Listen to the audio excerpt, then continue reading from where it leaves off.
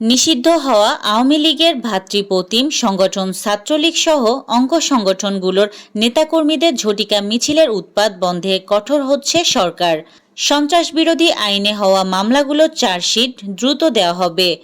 ক্রমান্বয়ে এ পর্যন্ত গ্রেফতার আসামিদের আইন অনুযায়ী দ্রুত বিচার কাজ শেষ করার ব্যাপারে প্রসিকিউশন বিভাগকে সর্বোচ্চ আন্তরিকতা দেখাতে বলা হয়েছে।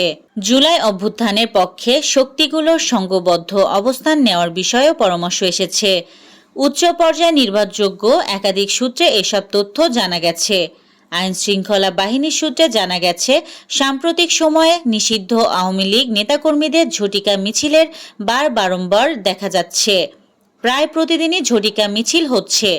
দিন দিন মিছিলের সংখ্যা বাড়ছে, তবে মিছিলে উপস্থিতি উল্লেখযোগ্য নয়।